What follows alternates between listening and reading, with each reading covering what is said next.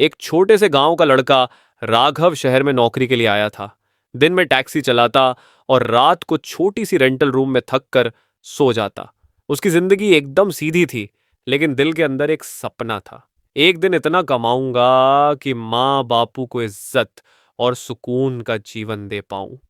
एक शाम बारिश बहुत तेज हो रही थी। राघव अपनी टैक्सी एक होटल के बाहर रोकता है।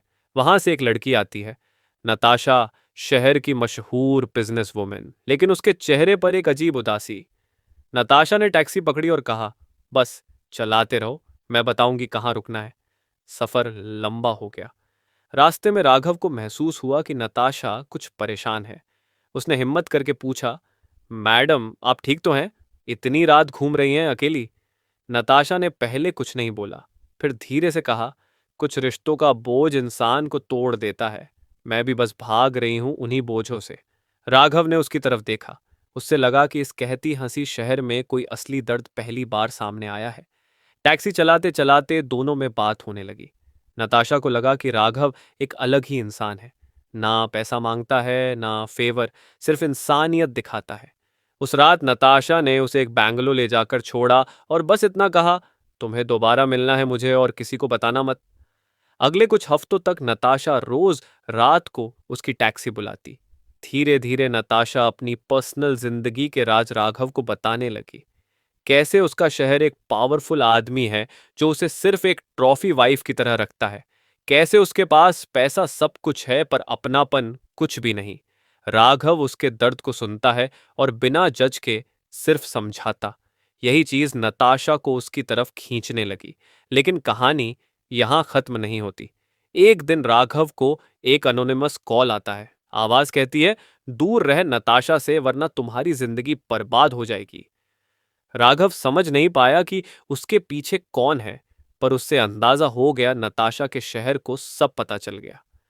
अब राघव के सामने दो रास्ते थे, या तो अपनी सिंपल जिंदगी बचा ले और नताशा से दूर हो जाए, या फिर उसके साथ खड़े होकर खतरा उठाए। राघव को जब वह अनोनिमस कॉल आया था तो उसका दिल पहली बार कांप उठा। आवाज ने सिर्फ एक ही बात कही थी, नताशा से दूर रहे वरना जिंदगी बर्बाद हो जाएगी। राघव ने फोन कट किया, लेकिन उसके दिमाग में नताशा का उदास चेहरा घूमता रहा। उसने तय कर लिया कि चाहे जो हो, नताशा को अकेले उसके दुख के साथ नहीं छोड़ सकता। अगली रात नताशा उसके टैक्सी में बैठी, लेकिन इस बार उसके चेहरे पर एक अजीब सी घबराहट थी। राघव ने धीरे से पूछा, सब ठीक है ना? नताशा की आंखों में आंसू भर आए। उसने हल्की सी आवाज में कहा, राघव तुम्हें एक सच बताना है, लेकिन वादा करो सुनने के बाद मुझे छोड़कर जाओगे नहीं। राघव ने उसकी तरफ देखा और सिर्फ इतना कहा, कोशिश करूंगा, पर तुम सच तो बताओ। नताशा का दिल भर आया। उसने अपना राज खोला कि उसका शहर सिर्फ दुनिया को दिखाने के लिए उसका है। असल में उसने नताशा को जबरदस्ती शादी में बांध लिया था। उसके पास पावर है, पैसा है, पॉलिटिशियंस और पुलिस तक उसके सामने झुकते हैं। नताशा बस एक गिल्डेड केज में बंद है। राघव को लगा कि यह कहानी किसी फिल्म की लगती है, लेकिन नताशा की आंसुओं ने सब सच साबित कर दिया। राघव ने उसका हाथ पकड़कर कहा, मैं तुम्हारे साथ हूं, अब तुम्हें अकेला नहीं सहना पड़ेगा। नताशा पहली बार हल्का सा मुस्कुराई, लेकिन वह मुस्कान भी आंसुओं में डूब गई। दिन गुजरते गए। नताशा ने अपने हस्बैंड के और भी राज बताए। उसका अंडरवर्ल्ड के लोगों से कनेक्शन, इल्लीगल डील्स और कैसे जो भी उसके रास्ते में आता वो खत्म हो जाता। राघव को समझ आ गया कि यह खेल सिर्फ पर्सनल रिश्तों का नहीं, एक पूरी माफिया की ताकत का है। फिर एक दिन राघव के गांव में उसके माँ बापू के पास एक आदमी आया। उसने खुले शब्दों में धमकी दी, अपने बेटे को समझा ले, नताशा से दूर नहीं रहा तो तुम्हारी खैर नहीं। माँ ने रोकर फोन पर सब कुछ बताया। राघव का दिल फट गया। एक तरफ उसका परिवार था, दूसरी तरफ नताशा।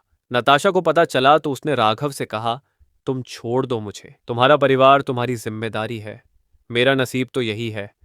राघव ने उसके आंसू पोंछे और डांट कर बोला, इंसान एक ही बार जीता है, मैं डर के पीछे जिंदगी नहीं जीना चाहता। अगर मुझे कुछ हो भी गया तो कम से कम सुकून कून रहेगा कि मैं सही के लिए लड़ा। अब राघव ने नताशा के हस्बैंड के खिलाफ सबूत इकट्ठा करने शुरू कर दिए। उसने पुलिस और मीडिया तक सीक्रेटली प्रूफ भेजने का प्लान बनाया, लेकिन वो जानता था कि पुलिस के कुछ लोग भी उसके आदमी हैं। फिर भी उसने एक ऑनेस्ट ऑफिसर तक सब पहुंचाया। एक रात नताशा और राघव टैक्सी में निकले ही थे कि पीछे से दो गाड़ियां उनका पीछा करने लगी। बारिश तेज थी, रात अंधेरी। राघव ने टैक्सी को पूरी जान लगाकर चलाया। नताशा चीख कर बोली, राघव वो मुझे मार डालेंगे, तुम भाग जाओ। राघव ने उसकी तरफ देखा और कहा, अब तुम्हें कुछ नहीं होने दूंगा। गाड़ियों का चेस, हॉर्न की आवाज और बारिश की बूंदें, सब कुछ एक साथ हो रहा था। इसी दौरान राघव को एक नया सच पता चला। नताशा सिर्फ एक बेचारी औरत नहीं थी। कुछ साल पहले वह अपने हस्बैंड के साथ उसके बिजनेस में पार्टनर थी। उसने पैसा, पावर सब देखा था, लेकिन गिल्ट ने उसे तोड़ दिया। वह अलग होना चाहती थी, लेकिन उसका हस्बैंड उसे एक ट्रॉफी बनाकर बांध के रखना था। वह अलग होना चाहती थी, लेकिन उसका हस्बैंड उसे एक ट्रॉफी बनाकर बांध के बैठा था। राघव के लिए यह सब सुनना एक झटका था। उसके दिल में एक सवाल उठ गया, क्या नताशा पर भरोसा करना चाहिए या यह सब एक और चाल है? उसी वक्त पुलिस और मीडिया तक राघव के भेजे प्रूफ्स पहुंच गए। नताशा का शहर एक्सपोज हो गया। उसके आदमी राघव और नताशा को मारने आए, लेकिन इस बार राघव अकेला नहीं था। मीडिया कैमरा ने सब रिकॉर्ड कर लिया। ऑनेस्ट ऑफिसर ने उन्हें प्रोटेक्शन दी।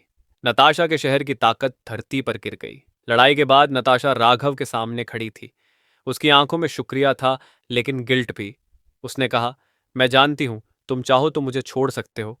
मैंने भी कभी गलतियां की है, पर तुमने मेरी जिंदगी बदल दी। राघव ने कुछ पल चुप रहकर कहा, जिंदगी तो रास्तों पर खड़ी है। एक रास्ता मुझे गांव वापस ले जाता है, माँ बापू के पास। दूसरा रास्ता तुम्हारी तरफ है। बस तुम सच्चाई से चलोगी तो मैं तुम्हारा हाथ कभी नहीं छोड़ूंगा। बारिश अब रुक गई थी। आसमान साफ था। राघव और नताशा दोनों नए सफर की तरफ बढ़ गए थे। एक टैक्सी ड्राइवर और एक बिजनेसवुमन। लेकिन अब पैसा और पावर के लिए नहीं, बल्कि सच्चाई और इंसानियत के लिए।